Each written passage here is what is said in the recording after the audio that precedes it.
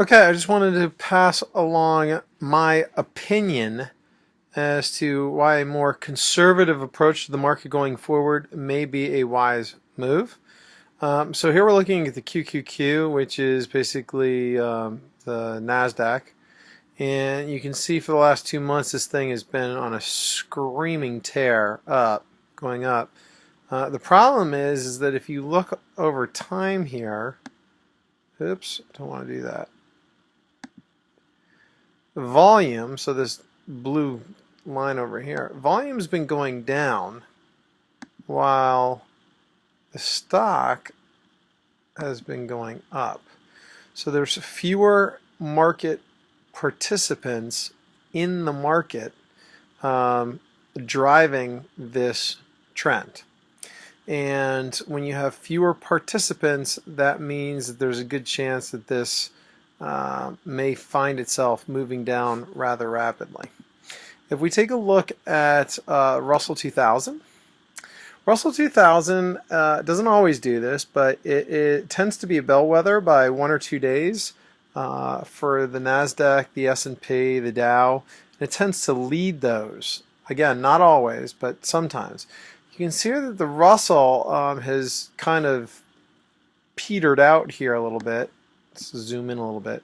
It's tracking sideways, and in fact today it's even down a little bit. So the Russell is going sideways while the QQQ is continues to scream upward. And so that's another sign that we may be getting ready to turn things. Something else that is really interesting is the VIX. So if we go back and we take a look at the VIX, let me zoom out here a little bit. Let's do week. The VIX is almost at, so the low on the VIX gets down to about 15, 16 here. And the VIX is for those that don't know, is the volatility index, or what many refer to as the fear factor. And you can see that the VIX usually comes down, nice and gently, and then boom, screams upward. Well, every time it screams upward, that is actually a drop in the market. That's what drives the VIX up. And then it comes back down, and then boom. And so you can see within 1 week, the VIX shot from roughly where we are right here back in April, July of last year, when, by the way, there was some heavy insider selling. And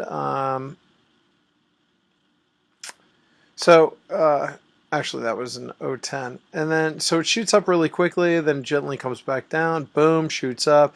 And then this year, back in the summer, it shot right back up again. So it shot from where it is now in 1, 2, 3, 4 weeks. It shot way up here. And so that brings me to this article. And this article shows that between last July and the second week of August, the Dow Jones Industrial Average dropped 2,000 points. And that is when there was heavy selling, insider selling. And it turns out that right now, the insider selling stands at a 5.77 to 1 ratio.